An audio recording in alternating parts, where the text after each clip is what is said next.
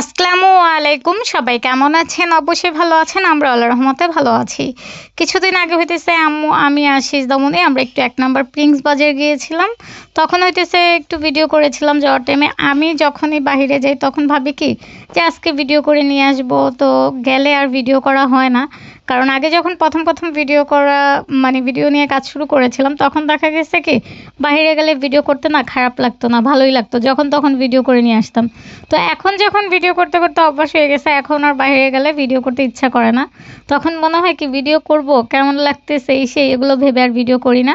তো এই তো সিজদামণি আর আম্মু হইতেছে বাইরে যাওয়ার আগে আম্মুকে বলছিলাম যে তুমি একটু ভালোভাবে রেডি হয়ে নাও। সিজদামণিকেও বলছিলাম, তারা তো খুব ভালোভাবে রেডি হইছে। আর আমি তো যেভাবে সবসময় যাই তাদের সাথে ঠিক ওভাবেই পুরা ফকিন্নির মতো যাই সবসময়। আমি কিন্তু যেখানেই যাই মানে রেডি হই না। এটা কোনো বিয়ের অনুষ্ঠান হোক, যেকোনো জায়গায় হোক। আমি হইছি যাওয়ার টাইমে একটা বোরকা পরি, বোরকা পইড়াই দেই দৌড়। আম্মু তো সবসময় বলে যে একটু রেডি হয়ে যাওয়ার জন্য, কিন্তু আমার কেন যেন রেডি হইতে ভালো লাগে না। তো এই তো এখন কিন্তু আমরা প্রায় ১১ নম্বরের কাছাকাছি চলে গেছিলাম। তো ভাবলাম যেহেতু বাহিরে আছি একটু ভিডিও করি। রিক্সায় ছিলাম দেখে ভিডিও করা হয়েছিল।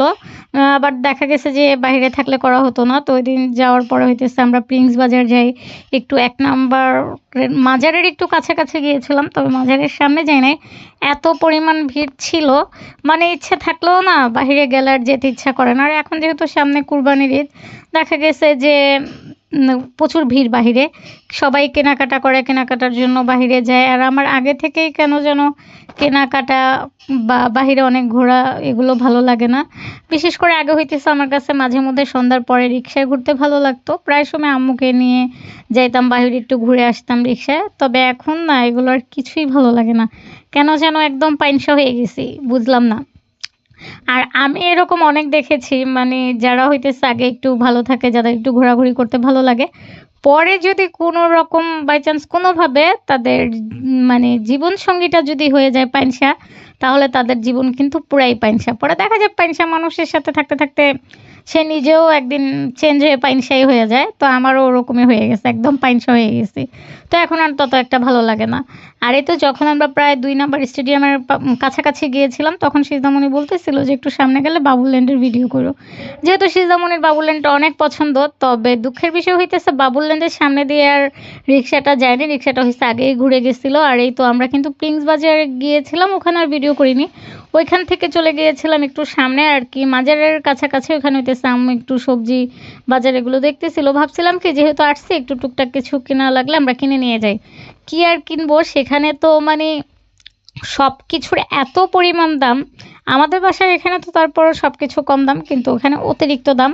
পরে আমরা আর কিছুই নেই নাই ওইদিন, শুধু হইতেছে ২০ টাকার বুট নিয়ে চলে আসছিলাম। একদম কি আর বলবো, একদম গরিব হয়ে গেছি। যা আর বললেই চলে না। আগে থেকেই গরিব, এখন আরো বেশি গরিব হয়ে গেছি। তো তার জন্য আমরা আর কিছু কেনাকাটা করি নাই। কেনাকাটা না করে হইতেছে নিয়ে আসছিলাম শুধু ২০ টাকার বুট। আম্মু হইতেছে রিক্সায় বইসা বুট খাইতে আসতেছিল আর আমার সাথে বলতেছিল সেই বুট নাকি তার অনেক পছন্দ। আর এই তো আমরা একটু বাজারের আবার সামনেও যাইতেছিলাম। তো বাজারের সামনে থেকে তো বললামই আমরা আর কিছু কেনাকাটা করি নাই। কেনাকাটা না করে শুধু বুট নিয়ে বাসার দিকে চলে এসেছিলাম এবং বুট খাইতে আসছিলাম। তখন হইতেছে সেই ভিডিওটা আর করা হয় নাই।